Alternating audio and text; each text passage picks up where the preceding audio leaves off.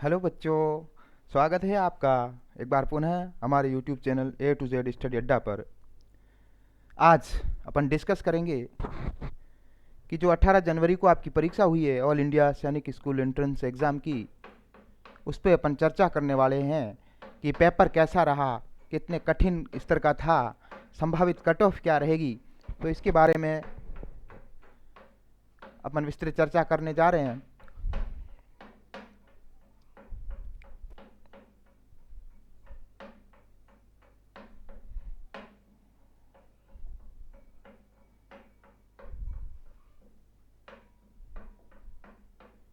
है ना।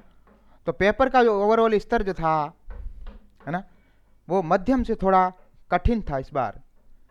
बच्चे जिन्होंने पेपर दिया है और वापस आकर के उन्होंने उसको एनालिसिस किया है, विश्लेषण किया है और की से मिलान किया है, तब पता लगा है यह पेपर पिछले वर्ष की तुलना में थोड़ा ज़्यादा कठिन था।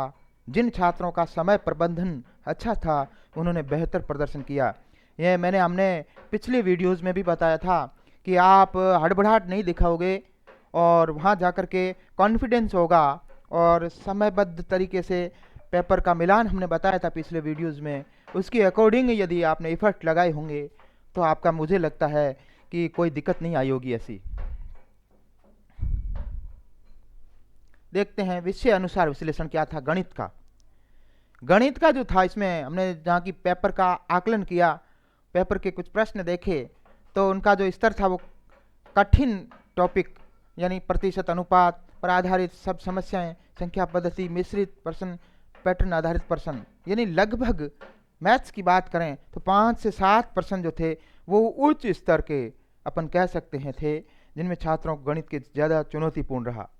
यानी 5 प्रश्न मैं मान रहा हूँ कि ये जो मेरिट डिपेंडेड हम बोलते थे पिछले वीडियोस में, कि ऐसे इंपॉर्टेंट प्रश्न थे जिनमें बच्चों को समझने में थोड़ी कठिनाई हुई। वैसे वो भी प्रश्न कोई इतने वो नहीं थे, सारे सिलेबस से हमारे वीडियोस देख लेना, करवाए हुए हैं, लेकिन उसको बच्चे क्या लैंग्वेज में कहीं मिसमैच हुए होंगे, जिन्होंने मॉडल पेपर या पूरे अथक प्रयास करके नहीं गए होंगे वो, और जिनकी भरपूर तैयारी थी, बेस उनका मजबूत था, उन्होंने तो उन प्रश्नों को भी पार कर लिया है। चलें, बुद्धिमत्ता या रीजनिंग की बात करें, जो इंटेलिजेंस पोर्शन आता है उसका स्तर मध्यम था। क्या था? मध्यम था। हमारे छोटू ने वीडियो वो रीजनिंग के दिखा दिए हैं, आप देखेंगे तो लगभग उनमें से वही प्रश्न 25 में से 17-18 हम कल पेपर देख रहे थे तो वही प्रश्न मिल रहे हैं। कोडिंग, डिकोडिंग, श्रेणी, विषम पद, कुछ प्रश्न समय लेने वाले थे, तो वो जो अंडरस्टैंडिंग कहीं मिस होती थी, तो उनमें क्या कि दूसरी बार जब अपन प्रश्न को पढ़ते हैं या तीसरी बार पढ़ लेते हैं तब जाकर के वो समझ में बैठता है। तो ऐसे भी थे। तो अभ्यास करने वाले छात्रों को ज़्यादा फायदा हुआ है। भाई जो ज़्यादा पढ़ेगा, जो ज़्यादा मेहनत करेगा, भगवान भी उसी को देता है। तो जिसने ज़्यादा मेहनत की या ज़्यादा अभ्यास किया है उसी को फायदा होगा। ये तो कोई श्योरिटी है, इसमें कोई वो दोहराने की बात नहीं है। आप जितना अभ्यास करोगे, जितना आप निखार लाओगे, जितना आप मेहनत करोगे, उतना ही फल आपको मिलेगा, इसमें कोई दो राय नहीं है। सामान्य ज्ञान का बात करें तो ये आसान से मध्यम, यानी न तो हार्ड था न ही आसान था, मीडियम था। और इसकी जीके जो इतिहास भूगोल अधिक थी, करंट अफेयर्स भी लगभग नहीं के बराबर था, और रक्षा क्षेत्र राष्ट्रीय प्रतीकों से सीधे प्रश्न बने हैं। और संभावित कट ऑफ रही बात मेन अपने की, कट ऑफ क्या रहेगी। बच्चे पेपर देने के बाद आकर के बड़े जिज्ञासु होते हैं, बड़ी उत्सुकता से पूछते हैं कि सर इस बार की कट ऑफ क्या रहने की संभावना है। तो हम बिल्कुल ऑथेंटिक जो विश्लेषण करने के बाद संभावित ही बताएंगे, कोई परफेक्ट नहीं बता सकता। मेरिट उसमें कुछ 5-4-5 नंबर ऊपर नीचे होती रहती है। तो संभावित कट ऑफ बताई जा रही है, यानी कि लड़के जो जनरल के हैं ना, उनके लिए 250 से 270 अंक, 270 अंक और 250 के बीच में उन बच्चों की संभावना बन जाती है। और लड़कियां जनरल की जो हैं उनके लिए संभावित कट ऑफ 235 से 255 या 260 तक वेरी कर सकता है। और डिफेंस या भूतपूर्व सैनिक जो और SC ST OBC जो संभावित है, इनकी जो कट ऑफ है वो 200 से 235 अंक अनुमानित अपन मान सकते हैं। 2-4 नंबर का कोई इधर उधर हो सकता है, लेकिन अनुमानित इसके अराउंड अपन आइडिया लगा रहे हैं, जहाँ तक मेरी थिंकिंग है पेपर के अकॉर्डिंग। चयन की संभावना, भाई हमने बोला जनरल 270, अब 270 प्लस अंक जो बहुत ही प्रतिभावान छात्र होते हैं और फोकस करते हैं, पूरा डेडिकेशन रखते हैं, सत्र भर विभिन्न मॉडल पेपर्स देते हैं, गैस पेपर देते हैं, और तो उनका जो है 270 प्लस ही बढ़ेंगे। भाई जो ज़्यादा मेहनत करेगा वो ज़्यादा पाएगा, तो चयन की बहुत मजबूत संभावना उनकी बन जाती है।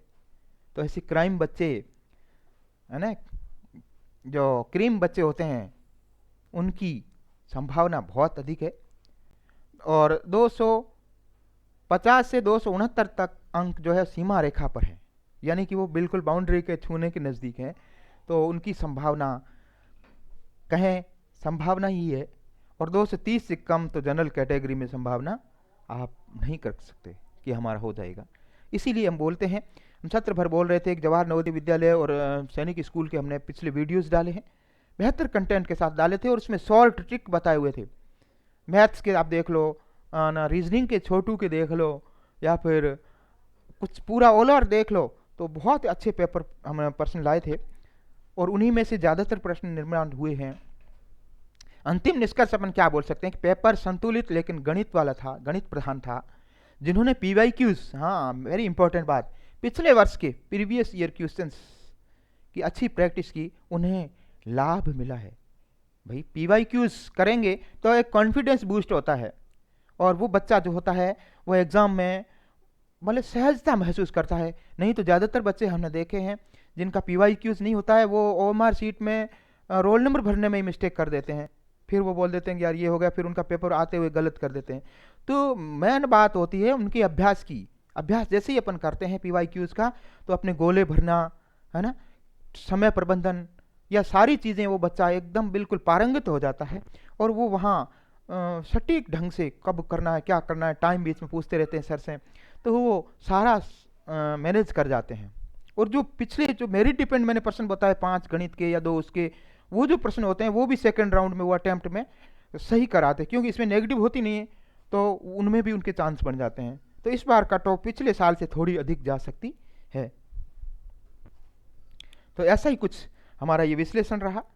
आप हमारे YouTube channel A to Z study Adda पर जुड़े रहें, शेयर एंड सब्सक्राइब करें, और प्ले स्टोर पर जाकर के हमारा जो ऐप है A to Z स्टडी अड्डा सर्च करके उसको भी डाउनलोड करें, ताकि हम इस बार बड़े दमखम के साथ अपना बेहतर दे सकें। मिलेंगे एक नई वीडियो के साथ, एक नई सोच के साथ। तब तक स्वस्थ रहिए, मस्त रहिए। Thank you. जय हिंद।